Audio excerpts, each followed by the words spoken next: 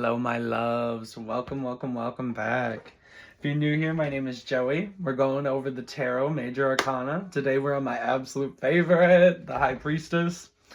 Ah, so ironically, I get very excited about the High Priestess, but it's because I feel like intuition is something that I have chosen to align deeper with. And so for that reason, when she shows up, it is very exciting to me. But the High Priestess is typically represented by very calm, very passive energies, and she allows things to come to her.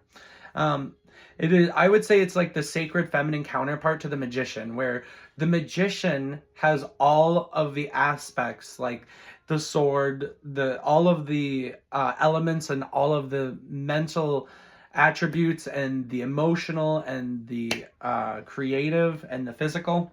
And they use that to create, to do, to call in, and to really pursue.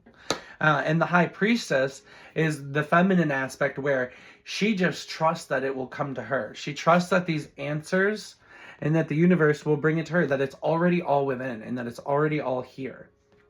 And so that's why the feminine is very hard for some people to embrace, because it takes this level of surrender, and it takes a high level of trust. And that's why the High Priestess, I feel like, is one of the harder to attain energies in the deck, and that's why it resonates very deeply with me. But it also is very much about hidden signs and knowledge, which may be hidden to some, or it may be very obvious to others. And that is why I don't have my actual Rider-Waite deck, but I do have my phone case. And so it represents the light and the dark. She represents empowerment, okay?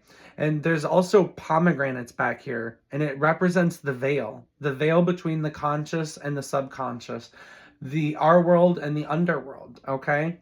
And as you see here, like the Torah, part of it is seen, but also part of it is hidden. And so that really represents how knowledge is also present, but also hidden from us. And it's up to us to kind of read into this veil, into this energy, and allow it to come to us.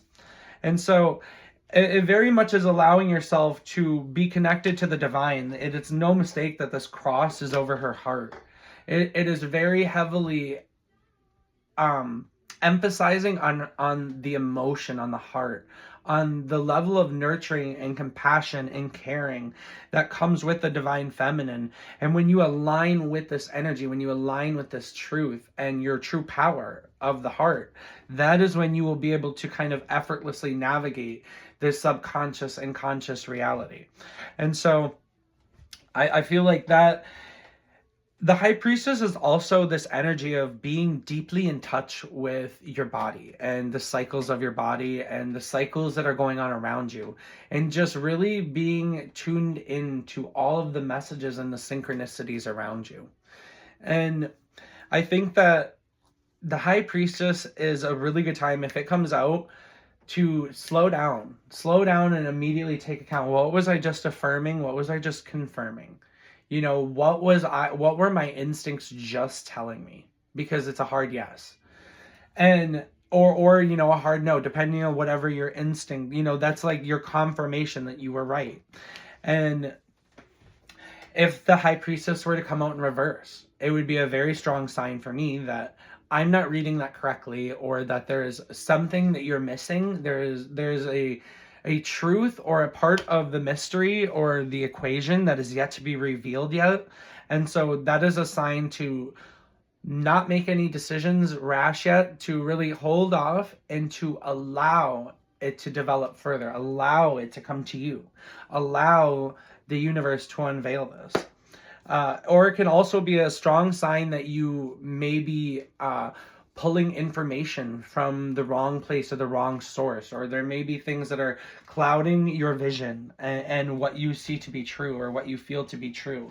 And so it can be a really good indicator to kind of slow down and go back to your center, come back to home, and really just take a pause. I also feel like it is a symbol of really, 1 second. The High Priestess is just a sign of empowerment. It's like coming home to your divine birthright at the seat or the throne in your soul, and like realizing that the divine has got your back, your guides have got your back, and the answers will come to you. And when you trust that, when you step into that surrender, that trust, that things are actually working out even better than you expected, and your guides love you. Of course you're not blocked off from intuition. Of course there are always signs. Of course there are always messages. Of course you are going to receive the information that you need. And when you shift into that trust, that is when this energy comes up for you. That's when you can start really aligning with your inner compassion, your inner integrity. And it really, I feel like it takes a shift out of victim mindset and into this role of healing, stepping back into healing, and really kind of having accountability. I say that a lot, but I genuinely believe that the intuition is a privilege. Intuition is a privilege. And when we get caught into handing our power away, or taking the easy way out, or not managing our emotions, or not reflecting, or not really taking the time to hold ourselves accountable, that is when we hand that privilege away.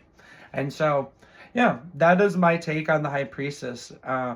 She is one of my favorite cards, and I think that it's something that really excites me, because I think that the more people that align with their intuition, and the more people that really take up space as a whole embodied human, the better off we are all going to be.